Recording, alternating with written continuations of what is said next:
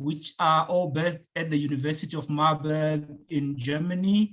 But before I do that, allow me to say our special thanks to the Center for Gender Studies and Feminist Futures for generously providing our speakers honoraria. Thank you very much. And to introduce these two centers from Germany, I will call upon Dr. Marielle Rice to introduce herself as well as the work that their two centers do. Thank you. Thank you, Justin. Sorry, thank you, Justice. And I'm very happy to be here and to see this collaboration come into life and to see all of you here today. I'm a postdoc at the University of Marburg, which is in the middle of Germany. I'm carrying out a project called LGBTIQ+ rights and multi-level governance systems, which is based both at the Center for Conflict Studies and at the Center for Gender Studies and Feminist Futures. The project examines the negotiation of human rights of LGBTIQ+ persons in Botswana and South Africa at the regional level and within the Southern African Development Community. And through this project, I was able to travel to South Africa and Botswana what is our winter, so from November to March, and I had the pleasure to meet many amazing people, and among them were Justice and Ayo. So these dear colleagues, or this collaboration comes out of a meeting that we had in November. And since April, I'm also working in a regional consortium called Regional Research Center Transformations of Political Violence. And here I'm mainly working on the complex relationships between changing patterns of interpretation and justification of political violence, with a research focus also on LGBTIQ+ persons. And I'm bringing, like Justice said, I'm bringing in the Marburg component to these queer conversations. And I'm introducing these, or I want to introduce briefly the two centers.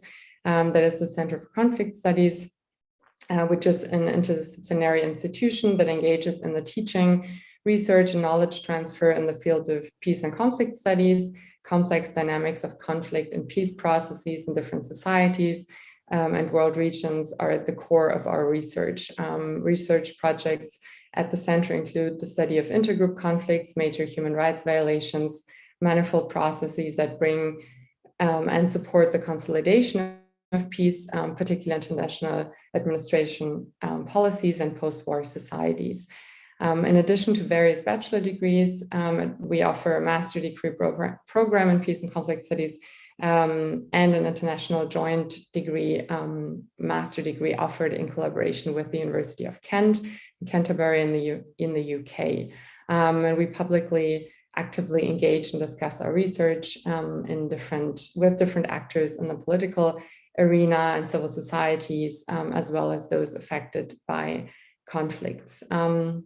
The other center that I'm sort of introducing here and representing to some extent is the Center for Gender Studies and Feminist Futures, which is also an interdisciplinary research center at the University of Marburg. The center strengthens and raises the profile in women's and gender studies at the Philipps University through coordinating networking and by consolidating interdisciplinary activities in various fields of research and teaching.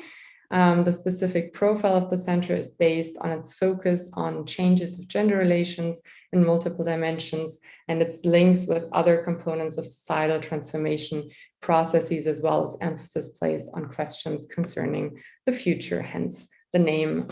And with that, over to you, Justice. Thank you very much for that introduction. And now, before I introduce our speaker, I would like to invite my co-moderator, Naledi, to run through a few rules of engagement during this event. And I'm sorry if we sound like we are now overloading you with a lot of information before we can get to the presentation, but just hold on a bit, just 1 minute, so that we can have our presentation. Thank you. Yeah, thank you so much, Justice. And I think it's not a lot of information. Just a kind reminder that this is a safe space. We are dealing with areas of sensitivity, lived realities. We do encourage open and honest conversation and questions, but we do implore everyone to please be respectful and to mind the language that you use. These are being recorded, and we just hope that will allow people to share honestly, but also to just practice respect in the full spectrum and where you can understand it. And some of the content might be triggering. We do ask that you do reach out to myself privately in the chat box, and we can share resources in case any of the information becomes too much for you. Otherwise, please do enjoy, and I really hope we have a nice, robust engagement once Zuziwe does a brief presentation for us. Thank you. Thank you, thank you. Already Naledi has let the cat out of the bag. She has already said Zuziwe, but no, it's not a problem. So in this event, we converse with Zuziwe Kuzayo about her work on bisexual identities and the nuances among bisexual individuals' views regarding coming out. Zuziwe is a feminist scholar whose work focuses on documenting the experiences of women in all its multiplicity and duplicity, from the workplace to their sexual identity. She has published in Agenda of Journal International Women's Studies, as well as in the South African Review of Sociology and Frontier Sociology. Her work, her current research and work, which is a PhD, looks at how bisexual women living in Johannesburg construct their sexual identity, focusing on factors such as race, class, space, and age. You are welcome, Zuziwe. Please take the stand. Thank you so much, Justice, for introducing me. And I just want to say just a quick thank you to the multiple centers. I won't mention their names, there's so many that reached out and have allowed me to share my presentation and my work. So thank you very much. And a special thank you to Justice for just working with me and reaching out. And of course, the tech team, of course, thank you. So I'm now going to share my screen, and God willing, it will work. Okay. Can you see my presentation? Yes, we can. I can see it from here, and I hope others can see too. Okay.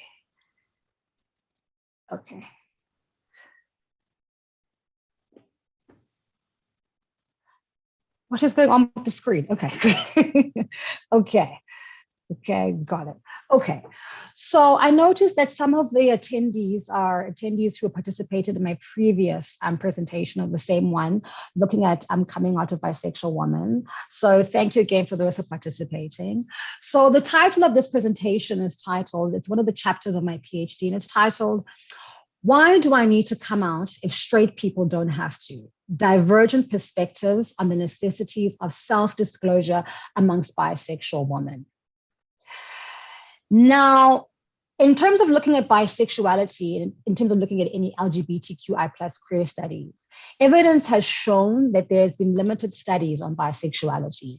Historically, most of the focus in terms of studies has been on lesbians and gays, and recently people are looking at trans or intersex studies, but there still continues to be a very much so a limited focus on a bisexual identity. One of the reasons this occurs through the research that I found and just through my own experiences is that bisexuality is a misunderstood and misconceived sexual identity. And what I mean by that is that bisexuality is not viewed, and I'll constantly be saying this in the presentation, as a legitimate identity. It's viewed as like a phase. Okay, so if you say you're bisexual, are you really gay? It's viewed as being promiscuous, that for some reason bisexual individuals cannot necessarily be monogamous. And so that legitimacy continuously happens.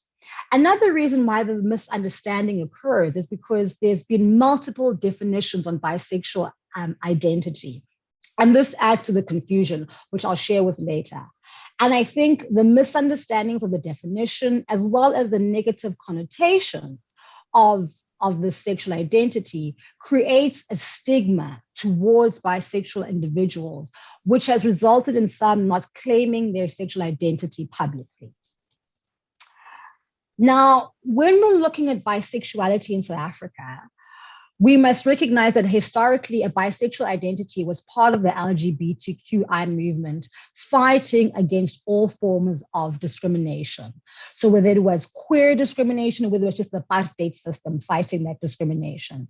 But even in the spaces, you would find that particularly in the LGBTQI movements, you are finding that bisexual identity continued to be either invisibilized or not recognized as a legitimate sexual identity.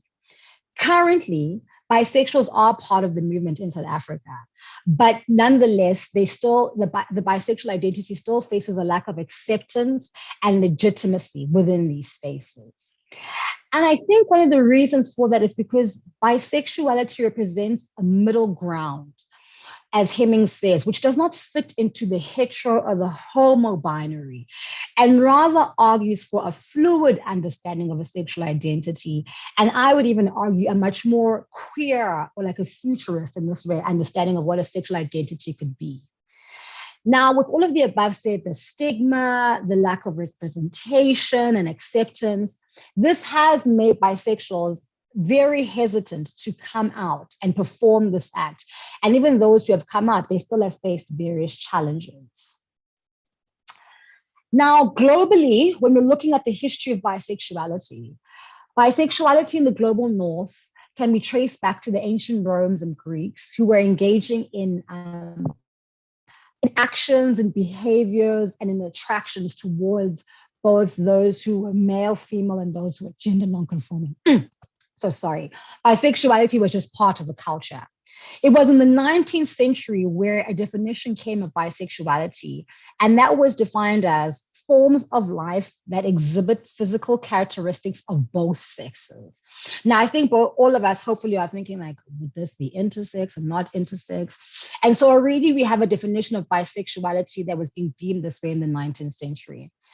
Then Freud comes along and then he says, no, bisexuality, there's an acknowledgement of this sexual identity, but it's still a transitory state. Again, it's a phase. The idea that like, okay, no, you're going to be transiting into now being maybe gay, or you're going to be lesbian, or maybe it's just a curious phase and you'll go back to sort of being a heterosexual. And it was only when Kinsey came around with his scale where he recognized a bisexual identity as being fluid and that a bisexual identity represents that middle ground. Nonetheless, even with this sort of definitions coming through, Yoshino argues that there's a bisexual erasure that occurs in multiple ways in which bisexuals are erased and not recognized as a sexual identity, both in hetero and in homosexual spaces. And so that bisexual erasure that Yoshino is speaking about indicates that it's intentional, that there is a way in which bisexuals are not to say they exist, but their existence has always been constantly challenged and constantly being erased. Nonetheless, there have been significant research on bisexuals, and particularly for my studies that I was looking at bisexual woman research, where Lisa Diamond, one of the most critical sort of studies on her PhD, looked at that, there's not been enough focus on bisexual women and how other factors shape their sexual identities. So in that study, Lisa Diamond was trying to look at it was a longitudinal studies looking at how bisexual women over time engage with their sexual identities with multiple factors that shape that identity. Again, the history of bisexuality in South Africa, I mean, when you're talking about any sort of sexual identity, colonialism has to be discussed. And colonialism brought with it a heteronormative belief on sexual orientation through a Christian ideology. Now, that's not to say that queer individuals were not historically part of pre-colonial countries and contexts, but unfortunately, there's a limited documentation of non-heterosexual identities, particularly here in Southern Africa. In Western Africa, I think that there's a lot more documentation. I'm reading about studies where there was a king, I think in a West African country, where this individual, this king, was engaging as a bisexual man and having these kinds of engagements and whatnot. And particularly in West Africa, they've been very significant in documenting the experiences of queer individuals, where I think here in Southern Africa, we're still beginning that, but nonetheless we have. And in that documentation here in Southern Africa, there has been evidence of a bisexual romantic behavior that existed in pre-colonial times. Now, in the South African context, whenever we're talking about LGBTQI people or queer individuals, one of the big words that comes up, particularly in the Zulu context, is the word stabane. Now, again, I'm highlighting language, I'm highlighting definitions of bisexuality, how it was used over time. And here in regards to language, the word stabane was first sort of documented or used in the 1800s, and it was used to denote men who were associated with banditry and sodomy in the hostels during the gold rush. Then that definition of that word changed, and it's usually now referred in a derogatory manner to an individual who has both male and female sexual organs, and they were considered to be bisexual. I mean, that was historically so sorry. So again, there's a derogatory sort of way of defining bisexuality, same-sex organs as previously discussed in from historical context. But then today, the word stabane is used to refer to all LGBTQI individuals in a negative manner. Bisexuality, as mentioned earlier, was acknowledged in LGBTQI spaces, but it still faced challenges. It was deemed as an illegitimate sexual identity. The focus during the time, particularly during apartheid, was against the Immorality Act, and the focus was on lesbian and gay discrimination, and not necessarily other queer identities. And also, more specifically, in these LGBTQI spaces, there was not enough focus on how race, class, and space affect LGBTQI individuals, and in this case, bisexuals. Hence, you find the establishment of organizations such as Olga and Glow, where they made an effort, particularly in the late 70s and early 80s. No, it was early in the 80s and 90s. In the 80s, of really trying to show how race and class and space affect how, in this instance, Black individuals engage with their sexual identity. So now we're going to talk about the idea of coming out, and I'll be using CO to denote coming out, so CO. Sorry, Zuzi, sorry for interjecting there. Before we move on to coming out, I think you have raised very important points of reflection and discussion in your history and background. And maybe we can pause a little bit and discuss some of the points that you have raised. What I caught from what you just presented is how colonialism tempered kind of with the sexual identities within the African context. And I find it interesting that you highlighted the attempts to erase certain sexual identities like bisexuality. Now, I don't know if this is a question or a comment, but it's something that I find very interesting that right now in South Africa, I think, I can't remember exactly which province, but I heard there's a king who has male and female wives. And I don't know, when I heard about it, it was interesting to me because I was wondering whether this is only happening now because in South Africa, we now have a legal framework that now allows or accepts expression of different sexual identities and different sexualities, or it's just a continuation of something that existed before colonialism, or what. I didn't quite understand that. So maybe you could tell us more about what your literature says about these things, or this this kind of expression of sexual identities that we now see, whether they were there before colonialism or it's something that is coming up now. Thank you. Okay, pleasure. No, Justice, it always has existed. And forgive me for not knowing the king's name, but I do know he's somewhere up in the north, I think. If you go like further up there in the north, like I think it's either Limpopo or somewhere there's around. And yes, this king does have male and female and even gender non-conforming individuals that they claim as their partners, you know, and they do acknowledge that. And that for me is an indication of the fact that a queer identity, or let me just say a non-heterosexual identity, has always existed within our context, right? I think that for me, the biggest challenge is the fact of the archiving and the documentation. It's actually been very less. And we're all now starting, and I think with this kind of series, and hopefully with my kind of work, are really starting to see that, no, this has always existed. This has always been a part of how we have non-heterosexuality has always been a part of a Southern African context and even an African context. Because when I was looking at other places, like I think in Uganda, I think it's when it was in Uganda, there is a group of women who are in romantic relationships with each other. I think it's further north in Uganda. And because this is the argument that's always coming up, they've been living for many of years in public, claiming their sexual identity, but they've never, ever actually had to come out. I'm going to discuss that later on in the studies and things like that. And that indicates to you that queerness or non-heterosexuality has always been a part of the continent.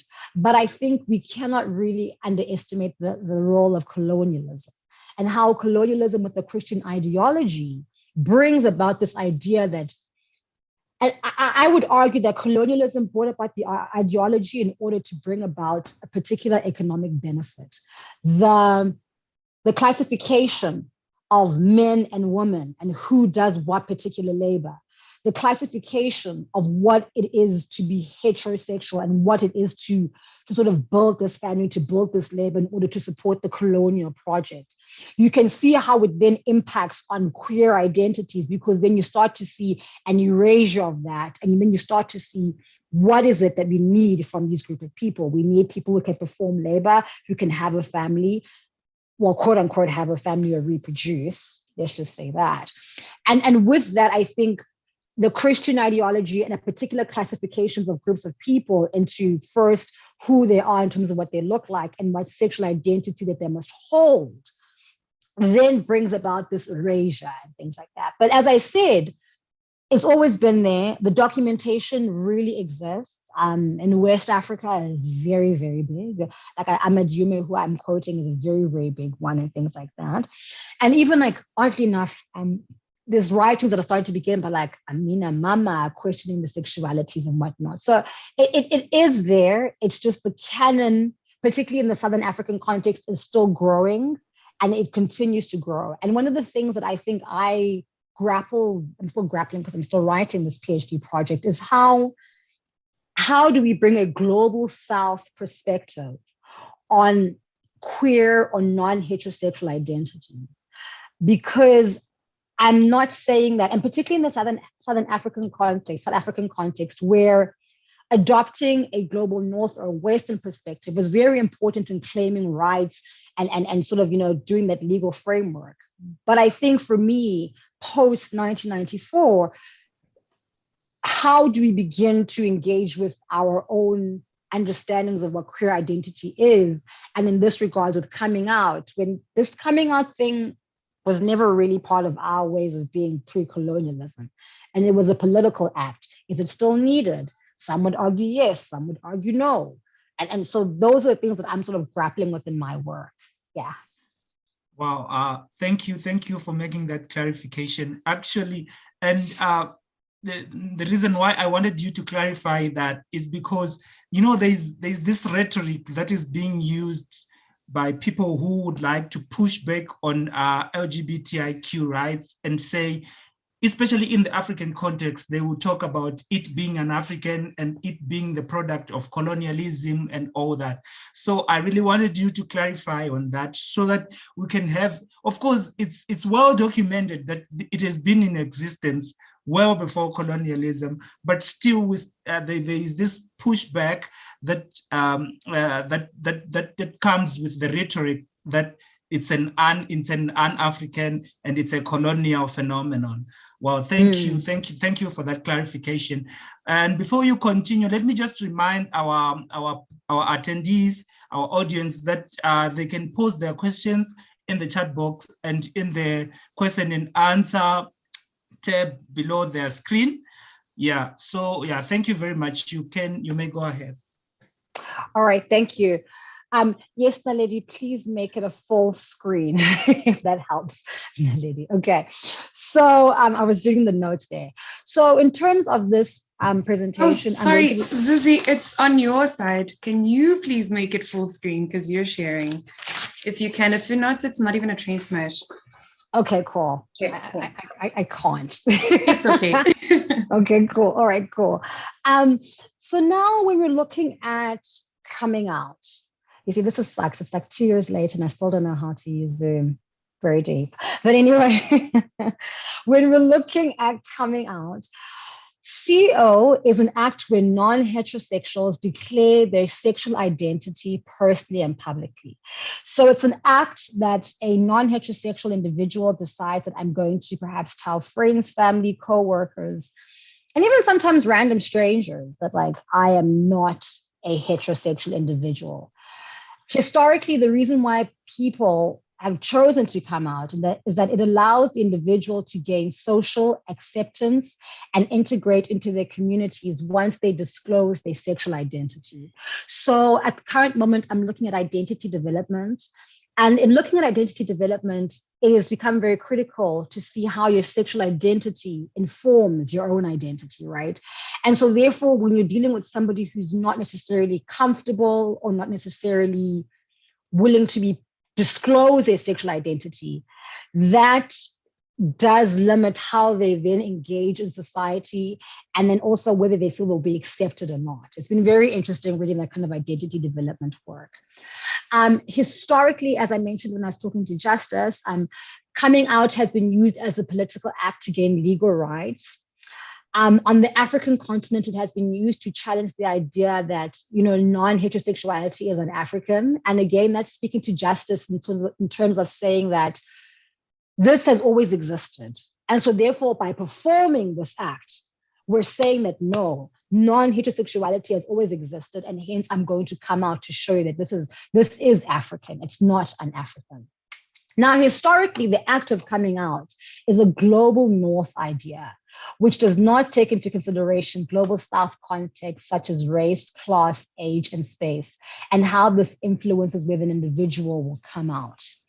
Now, in terms of looking at the epistemology of the closet, this is viewed as, and particularly there's an author, Eve Say, Important Feminist Theories, where she looks at how this idea of coming out does not look at how multiple sexual identities in a global South context have claimed their sexual identity publicly and politically without performing the act. Now, as mentioned, I mentioned the woman living in Uganda that was documented by Tushabe, but also Bolstoff looks at a group of queer individuals in Indonesia and how, again, these individuals have claimed their sexual identity publicly and politically without performing the act of coming out. And so that raises questions of, okay, is this really part of our understandings in the global South? And why is it that we continue to want to engage with this act when it's such a global North idea?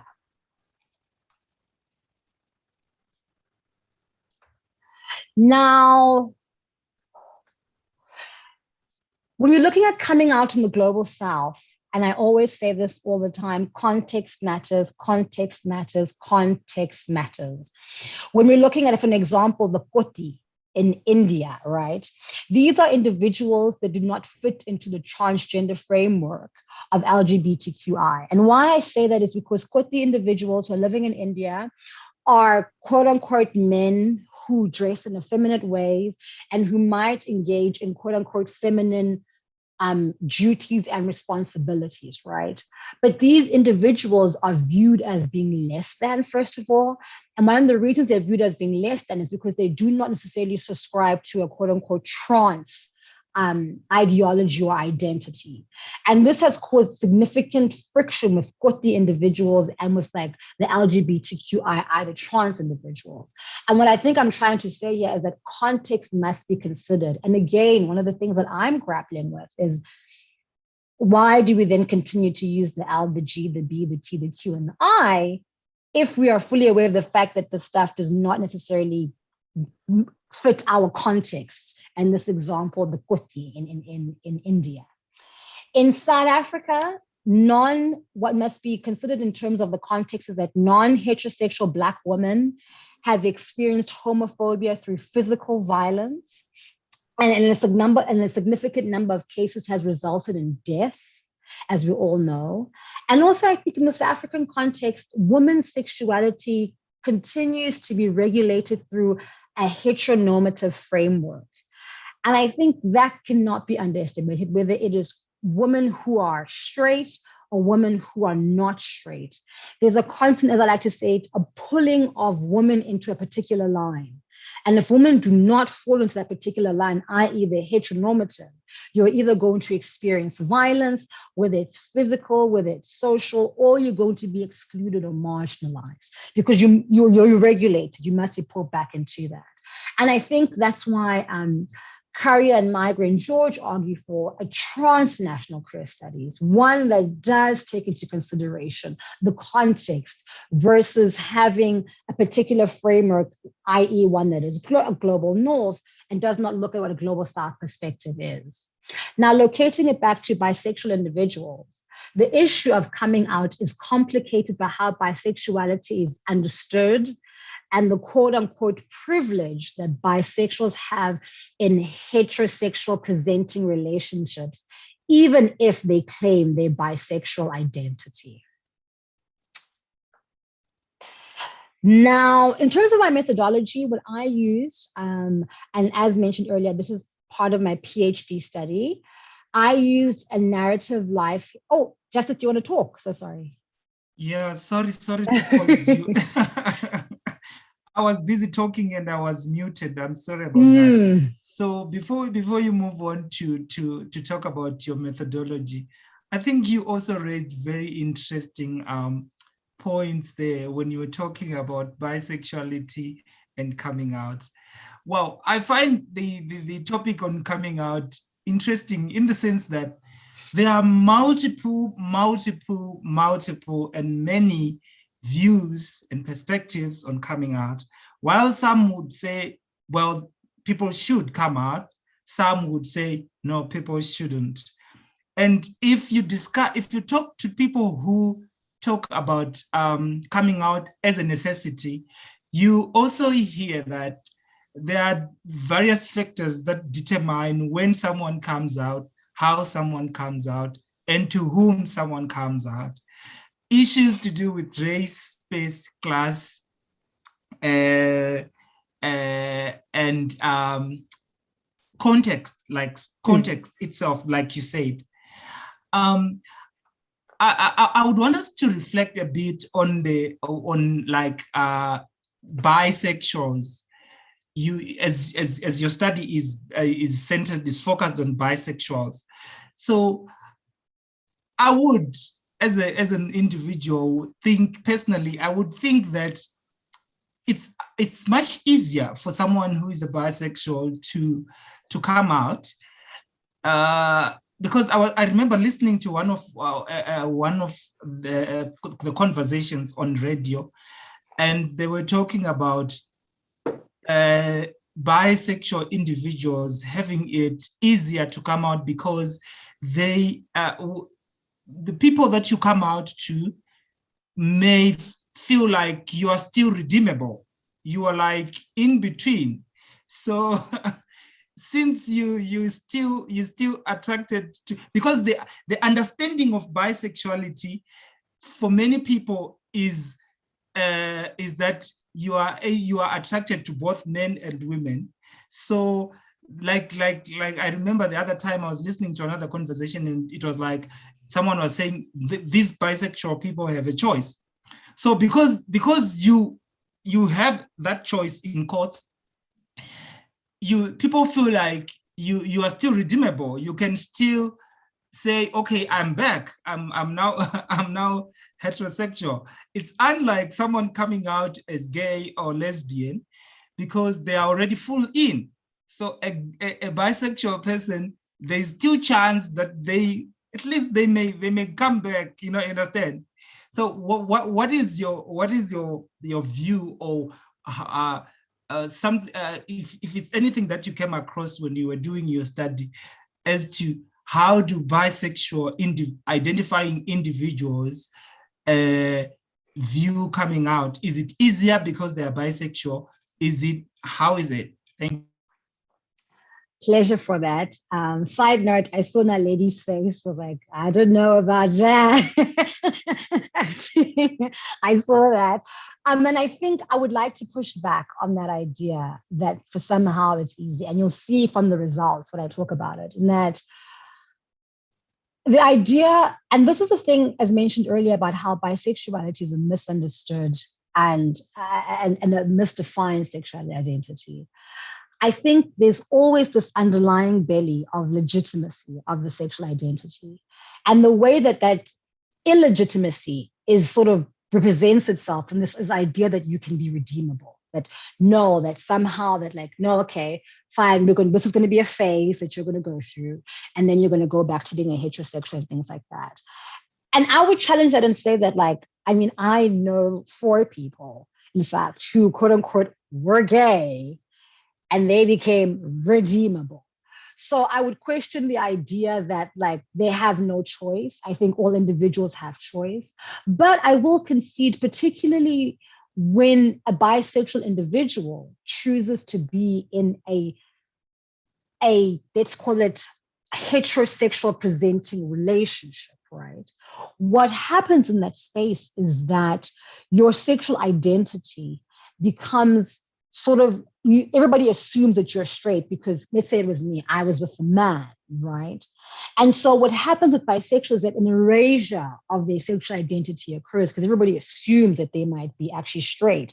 And with that, there are quote unquote benefits of being in a heterosexual relationship. Versus if you were, but I think that the same thing happens for bisexuals in the erasure, in that if I'm again with a woman, everybody assumes that I'm a lesbian, but one would say I'm not a lesbian, I'm actually a bisexual or not. And I think that's the thing that makes people very uncomfortable with bisexuality, is that it doesn't fit into the binaries. It is arguing for a fluidity of understanding a sexual identity. And this idea that I would be redeemable because now I'm sort of going this way. I think it's this constant underlying of mistrust. It's a phase, and just this is an underbelly that constantly exists. And from the studies and the research, it's called biphobia. As much as there's transphobia, as much as there's homophobia, there's biphobia. And that has to be recognized as a legitimate form of discrimination against bisexual individuals. So yeah, I would push back on that. Yeah. You're on mute. Oh, sorry. It's okay. My apologies there. Yeah, it's quite interesting that you say that, because like I was saying, the conversation I was listening to, the person was, actually it's easy because people will still be in denial and they still don't want to accept. So they are like, okay, so maybe as time goes on, we can still, this one is still someone whom we can have back. But yeah, it's quite an interesting and ongoing conversation. Thank you for that. You may go ahead. Ongoing conversation. Yeah, you are right about that. Okay, in terms of the methodology. So the methodology that I used a narrative life history approach. And this allowed for a deeper level of data capturing and gaining insight into the different contexts which have shaped the individual's experiences by relying heavily on the individual's subjective realities. From that, I was able to look at how meaning is produced, and I was able then to draw substantive theories on the realities rather than a scientific explanation. So all that is to say, like for me, I'm very big about how the lived experience is evidence, and the narrative, and you telling me a story, is evidence that should be captured, and how can we find meaning from that?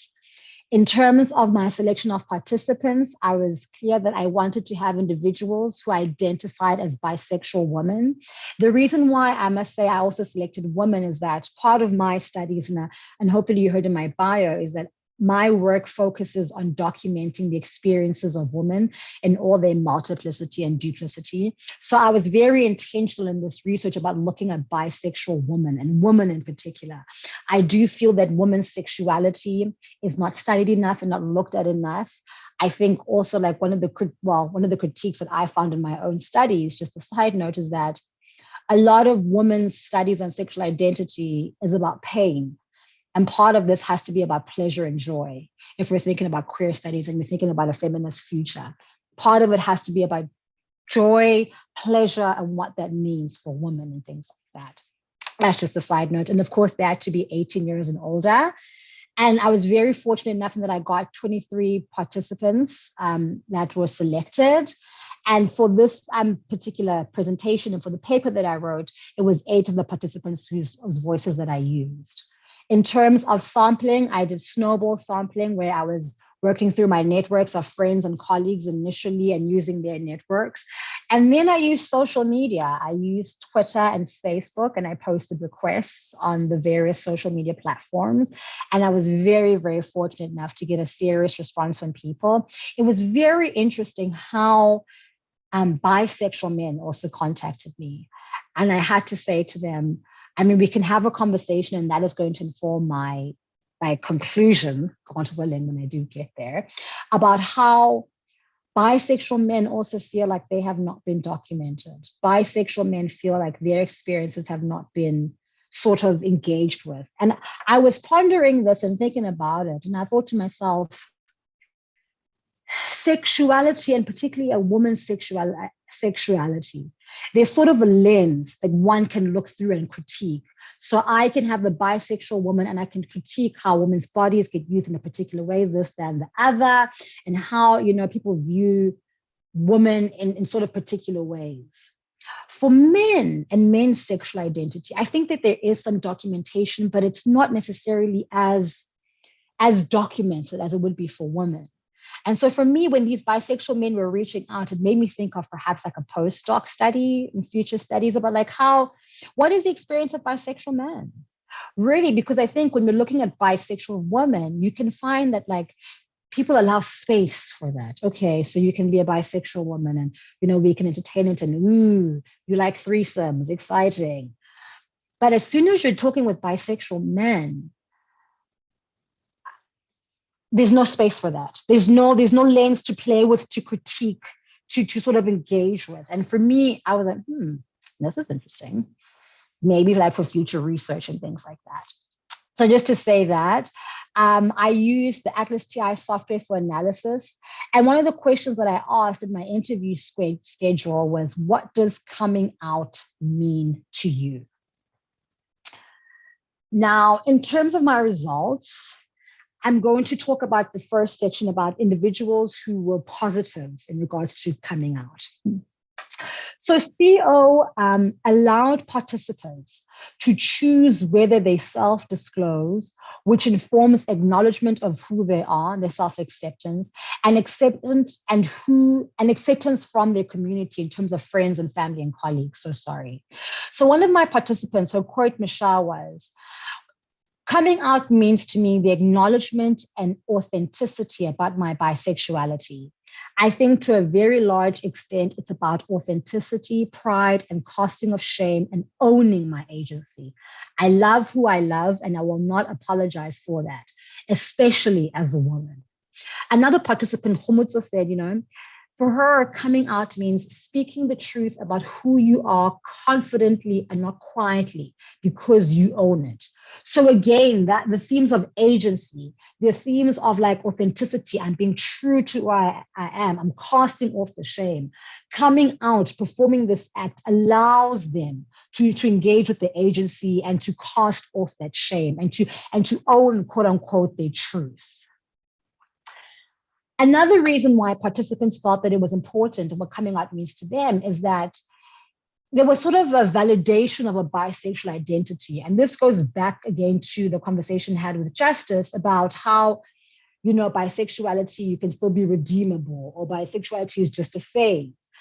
And I think what coming out does for bisexual individuals is that it allows them to challenge the erasure and sort of move away from the delegitimization of a bisexual identity. And in this moment, coming out is an opportunity to make bisexuality more visible.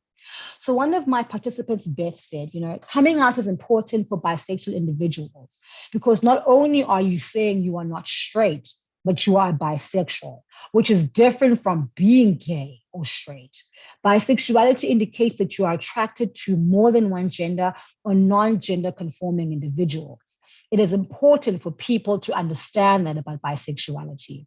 So again, Beth is highlighting the point that performing this act, I like to say it's this one card where you can claim that and say, no, I'm not straight, I'm actually bisexual. No, I'm not a lesbian, I'm actually bisexual. And so this act allows for that legitimacy to occur and that non-erasure of a bisexuality, of a bisexual identity to occur by performing this act. Now, the second group was the group of individuals who felt that like coming out was not necessarily, not needed, so sorry, and also just not necessarily a positive experience, right? And this is a group of people who, quote unquote, they refuse to be othered. And the reason why they didn't want to necessarily participate in the act of coming out is because coming out can be understood as a way in which individuals still have to conform to a heterosexual or homosexual understanding of sexual identity and not embracing a fluid understanding of sexual identities. So my one participant, Simpiwe, says, I don't believe in it, i.e. coming out, and I don't subscribe to it. It makes me feel othered, like I'm different, not in a good way. Sepiso says, I hate the construct of coming out. Like I always think it means that we are always fighting for equality. Why do I need to come out if straight people don't have to? And then lastly, Kopano says, living in your truth and not expecting acceptance from people, right? And the idea of asking to be, of coming out is asking to be accepted. It gives straight people that power, and I don't want that. I will live my life whether you accept me or not. And it doesn't change the fact that I'm a bisexual woman. Excuse me. And I think what all three of the participants are highlighting is, again, this refusal to be othered, but also particularly not to engage in what people may argue is a hetero understanding of how we can claim our sexual identities. Because the idea of coming out, yes, you're claiming a non-heterosexual identity, but it's still within a quote unquote heterosexual framework. And so for my participants, they feel like, no, I'm not going to engage in this to begin with, because one, I'm always going to be constantly having to do this. And why must I constantly be doing this? Straight people don't have to do it.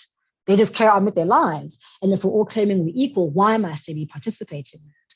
And also there's this sort of othering of like, I must be doing this act to other me. Why? I don't want people to have that kind of power over me. I can choose to embrace my bisexual identity, whether people accept me or not, and I don't have to perform this act. So these individuals were challenging this act in that way.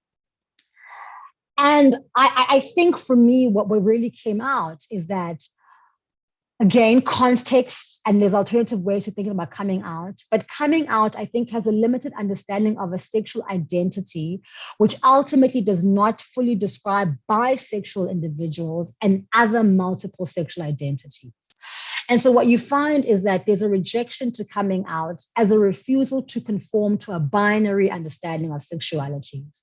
So one of my participants, Nana, says, it's not really important to me. I am who I am. I feel like coming out breeds the ground for a person to then box and categorize me, which I don't like. So I don't tell people I am not straight. Also, it is a very Western understanding of sexuality, which I'm currently thinking through and do not always agree with.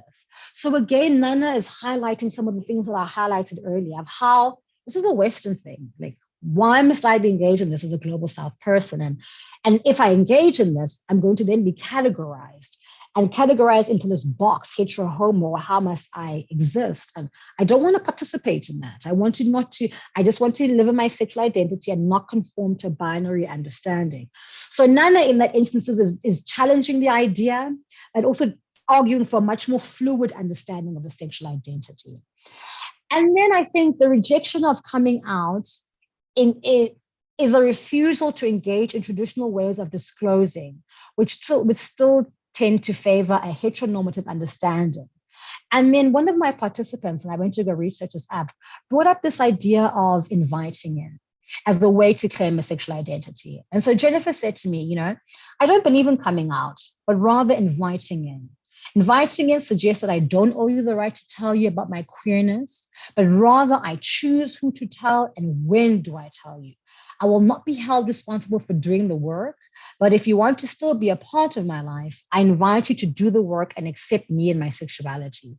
And so what happens with this inviting in concept that I studied when I looked into it deeper, is that it still gives the individual the agency, but also it gives them choice. One, I'm going to be selective as to who and when I tell people and things like that. And most importantly, it will not be this constant, I must always tell you that I am gay. I'm going to be selective and we're both going to work at this together if you choose to still be in my life and things like that. And I think for me, it's it is still a Western way of thinking of things, but it's one in which I think can still be adapted and used in this context, because I think it still allows the individual the agency. Context still plays a part. So whether an individual is a woman, whether they're Black or whatnot, or whether they're living in certain spaces that might be dangerous, they have that agency and that choice. And in that selection, they are choosing to go on a journey with people, and it will be a reciprocal journey. Because one of the critiques, again, of coming out is that the person who's coming out must always be doing the work.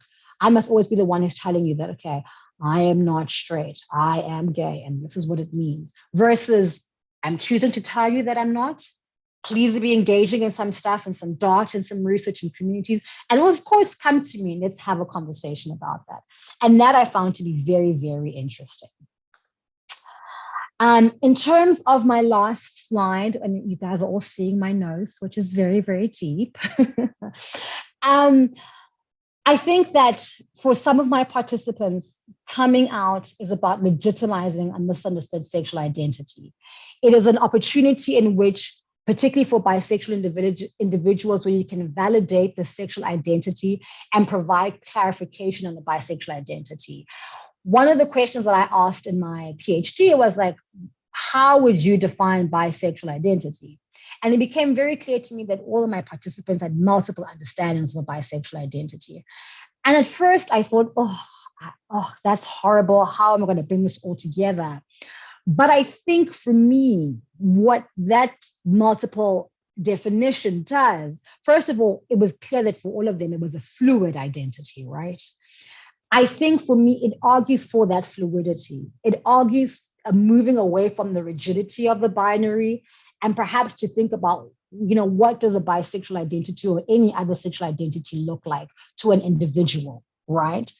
I must admit that for women who were older, they still, and older, I mean, they're not older, like 25 and above, let's just say that, or like 30s and above.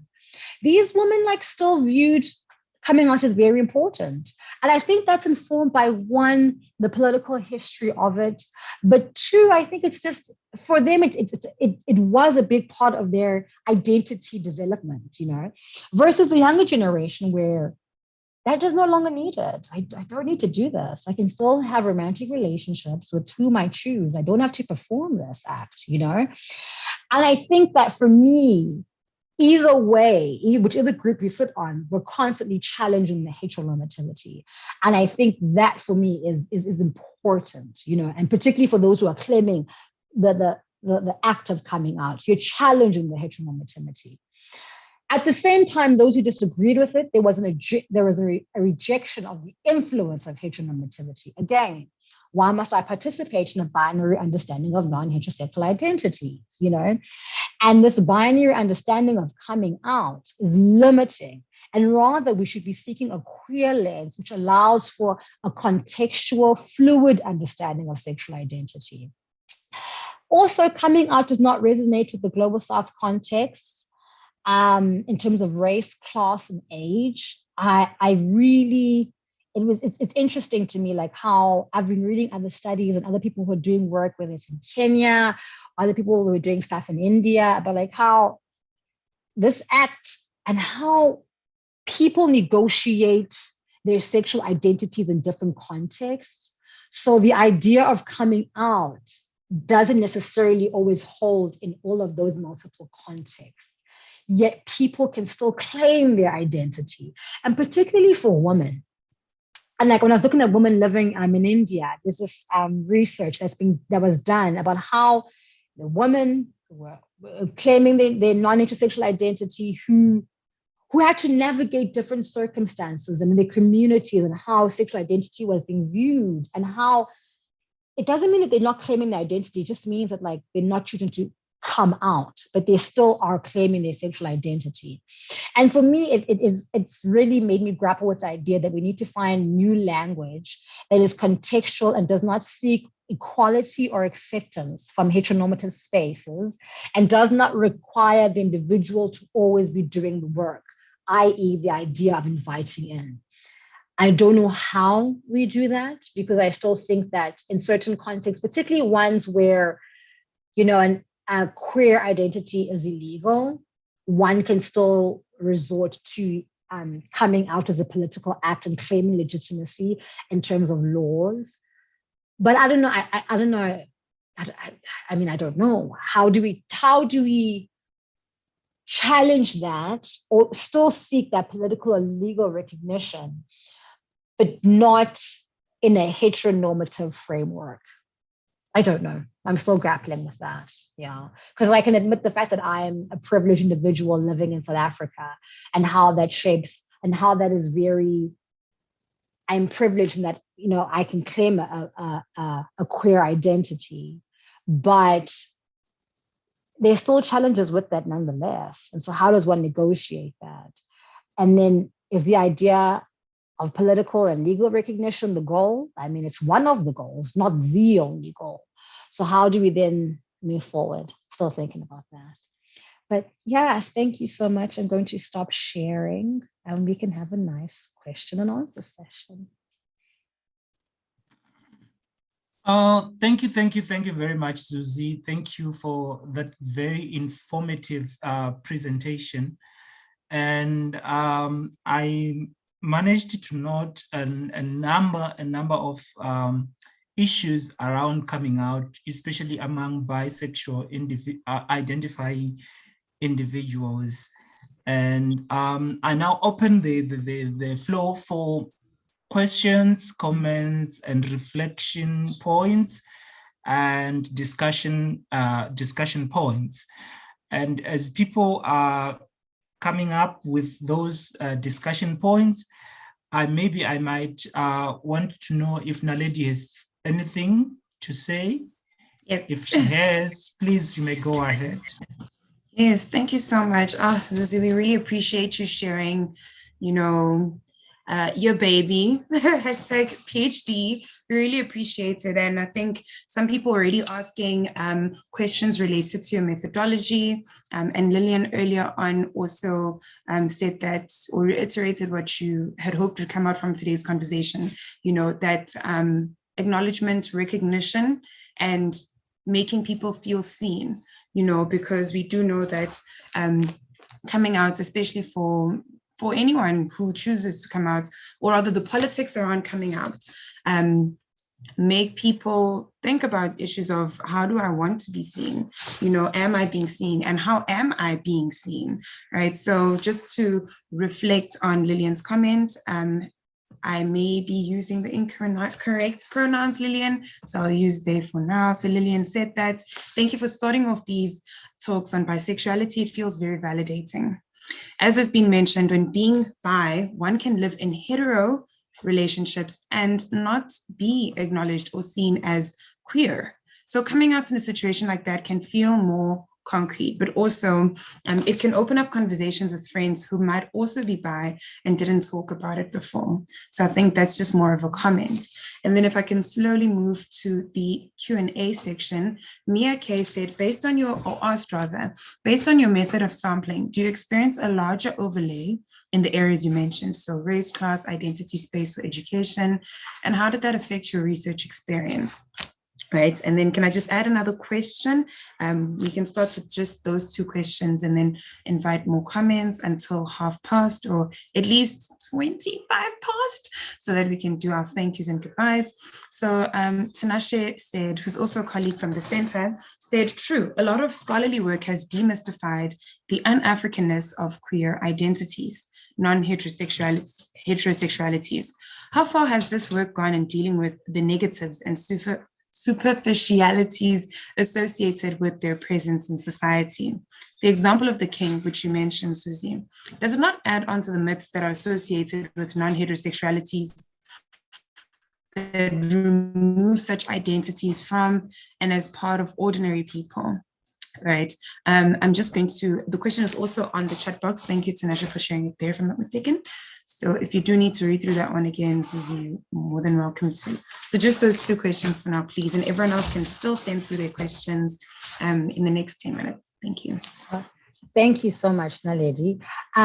Mia, in terms of the question that you asked, there was very much so a large overlay in terms of race and class. Predominantly, my participants are Black. They are middle class.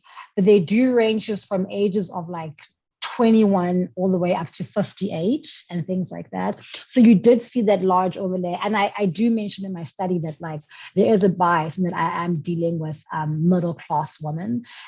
It's the woman who reached out in terms of my social media, in terms of posts and things like that, because I even tried to go to organizations based, let's say like quote unquote, in much more working class in the townships and things like that, but they didn't come through. This is the participants that come through, and I did mention that there is that specific groups of people that do come through. Yeah, so that's the one. And then in terms of the mystification of it, I think the example of the king is an example of how it's not actually a mystification. I think what the king does is that he challenges the idea of queerness being African. And there's even like the show on, gosh, it's not the best channel in the world, but Moja Love, was called the Nagwetu or things like that, where you have, I don't know if it's a Nagwetu, but it's about a man who has multiples in a polygamous sort of marriage, and he has both men, women, even transgender individuals. And they asked him, like, okay, it was early on, I think like in season 1, because I had to like watch it for my own research and things like that. Like, how come you are engaging with, all these individuals who are different genders or non-gender conforming?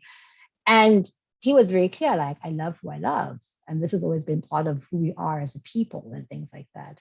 And so for me, I think these kinds of examples need to come to the forefront even more, to actually demystify and to actually lay the ground to say that, no, this actually does exist. It's not a little fetish. It's not people, behaving in a particular way. Now, it doesn't help that particularly with that show, people get exploited in a particular way. And that's just that reality show, Moja Love, and what that does. But I do think that it does bring to the fore visibility.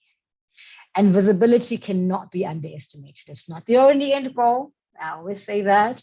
But visibility becomes very important in terms of a bisexual identity. I hope that answers that question, Tinashe. Thank you so much, Zuzi. I hope that our two lovely people's question were answered. And then we also have another one from Nelson, thanking you again, as we all are, for the great work. And they're asking, does your dance at this stage speak to differences in coming out on the basis of age? Right. So, for an example, are younger people coming out more than older people? So they're trying to imagine what it would mean for older people who may have multiple interesting identities to navigate, i.e. being a grandparent. So you've already touched on it, but I think just to make people feel even more seen, if you can highlight if that's come up, what do you ponder around it? In terms of age, as I did mention, there was a split group. It was very evident that those who were under the age of like 25, they were like born even like after, I think they were born like in the 2000, like late 90s, early 2000s. They really were not particularly a big fan of that. And of course, there was the ones who are born in the 80s and just before democracy here in South Africa, who are very much for the idea of coming out. And again, as I said, I think that speaks to the fact that, historically, there has really been a political history of this act being important and claiming rights and politically and being visible. And so now you're dealing with an age group who I would argue are not saying that it's not necessary to perform this act, but are engaging in a different type of activism that is not done in the traditional way by rejecting to perform in this act and by a form of activism that I think is just about living your life the way that you choose. That does not mean that they do not take context into consideration, but I think that the age thing shows how people from a different generation view certain acts and whether they need to be done or not. And also, I think for me, what I found is that people from different also like races and different like classes and things like that, like for some of my participants, it was very evident that like when I'm in certain areas, particularly those who are Black women, when I'm in certain areas, I can perform or claim my sexual identity publicly. When I'm in other areas, I cannot. And for what I noticed is that like for white women, that was just not a factor. Like it was so interesting. It was so like how white women like, no, I'm claiming my identity everywhere and anywhere that I want to go. I was like, that's a really great feeling to have. I'm slightly jealous. Like, I'm slightly jealous. Not relatable content. Yeah. Because for my other participants, it was like, I always like, I make this like this little joke where like I say, for the Black female participants, it's like the fear of violence is right here. Like, girl, stay ready so you don't have to get ready. And that affects how they then perform or choose to perform the act of coming out in their various spaces.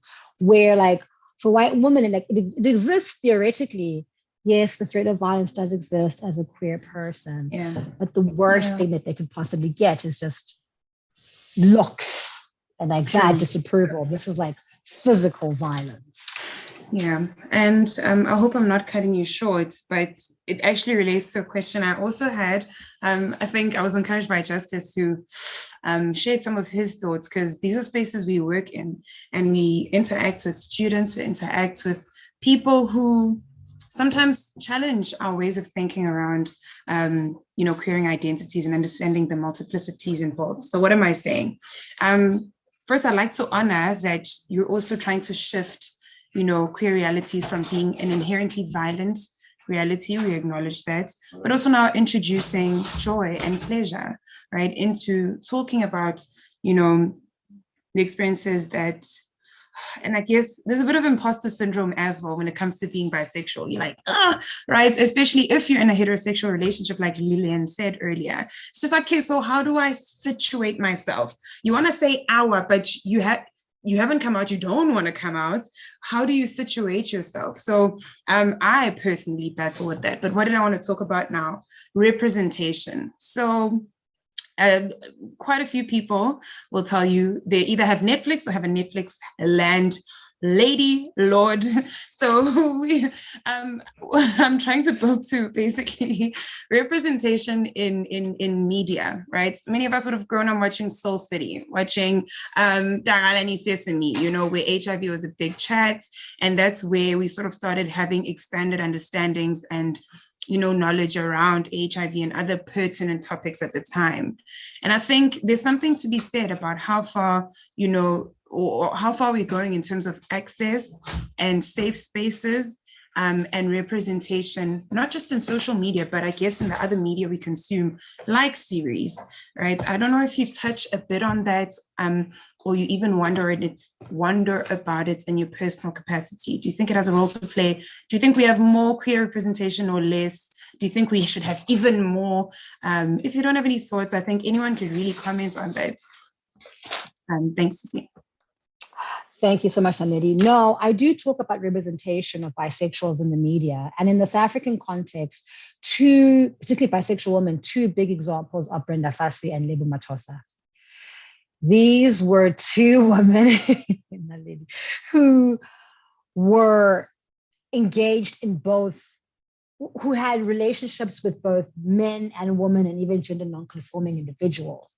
And what becomes very interesting is that they were deemed either like Lebo was never ever engaged with because she was always going to be the sexy pop stars and that's it, she's going to be heterosexual. And with Brenda, it was deemed as if, okay, there was a stage where she was engaging with men and then she was engaging with women. Now she's lesbian.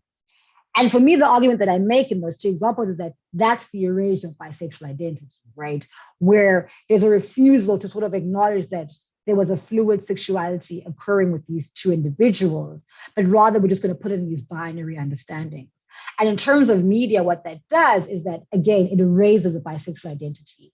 But there are examples, even like in literature, when you look at literature, there's this stuff that is done by Stobie, yes, which looks at like how bisexual identity, how it's written in South African texts, where it's written in a way in which this is just a phase, it's not really something that's really real, but nonetheless, the individual is engaging in these multiple engagements with men, women, and those who are gender non-conforming and whatnot. And I think for me, the representation is still very limited. I think it's very important.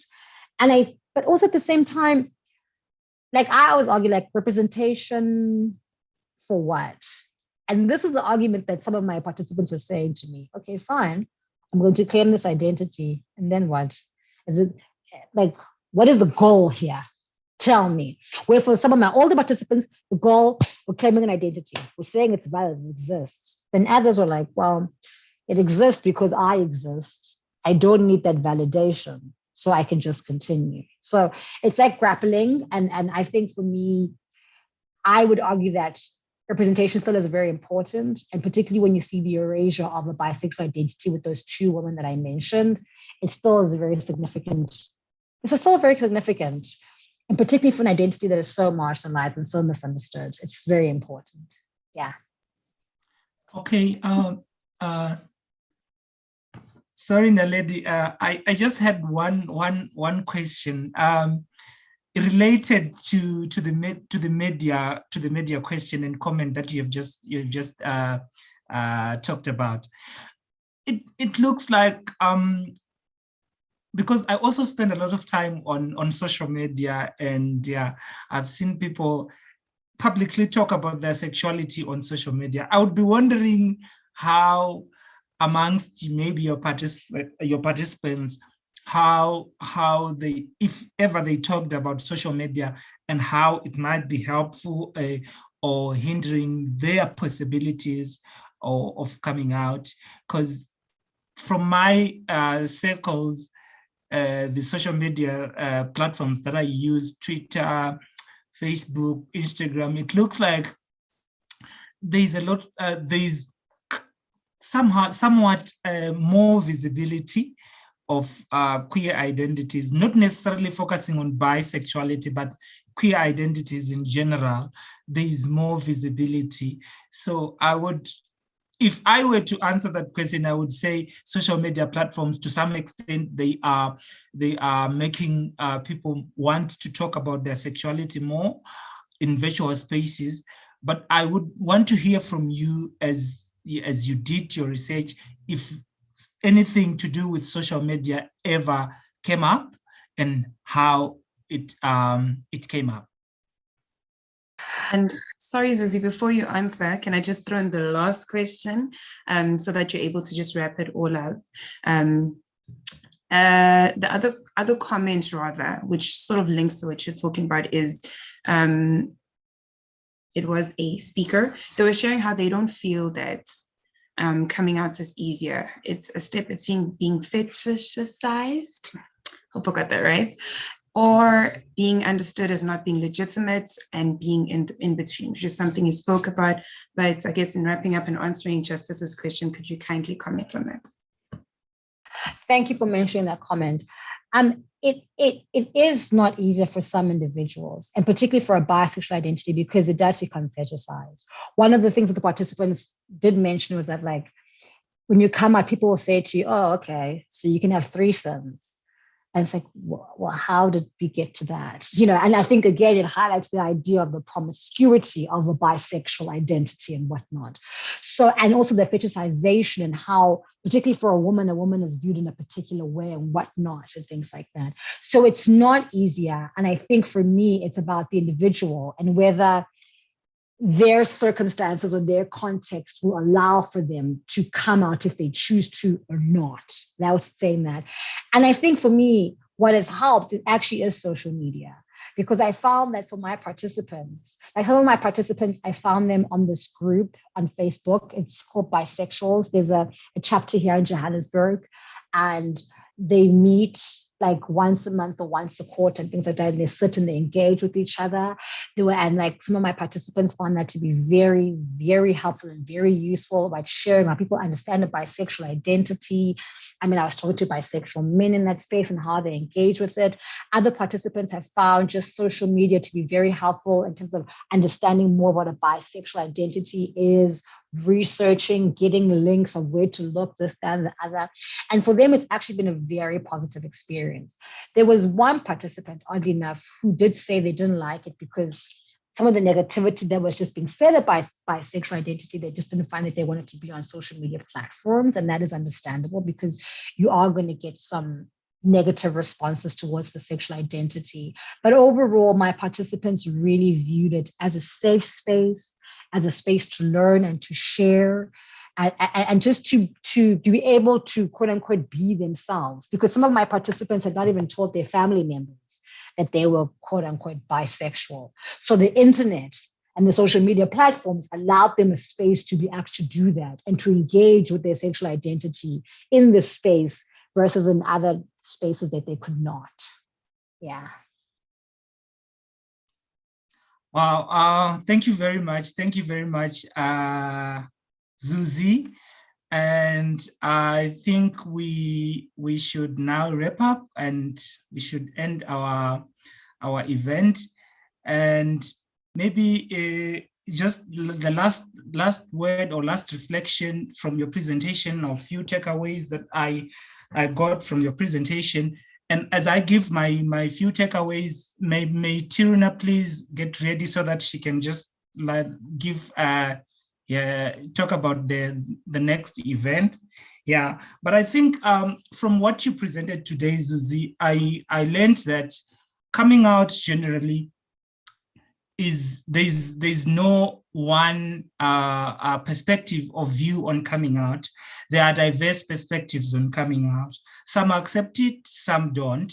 But what I learned about all the divergent views is that coming out is an act of resistance. For those who accept it, they use it as a resistance or as a claim to their identity, and there's a resistance to heteronormativity, and there's a resistance to erasure. And also those that do not accept it, they do so as a way of protest, as a resistance to heterosexual erasure, to bisexual or homosexual erasure as well. So I think those are very important takeaways from your presentation. And thank you very much for sharing your knowledge and findings and information with us. And we appreciate it very much. And we have come to the end of our event. But before we go, please, may I allow Tiruna to talk to us about the next event? Thank you. All right. Good afternoon, everyone, and thank you for your interest in the series. We've just shared some information on where you can find an overview of the entire series, the 6-month webinar series. And we've also shared the link for the next event. So the Center for Human Rights will be facilitating the next event, and we will be looking at threats to human rights for LGBTIQ+ communities with a specific focus on hate crimes and conversion therapy in Africa. So we hope you will all be joining us, and we look forward to the next conversation in this series. Thank you very much. Thank you.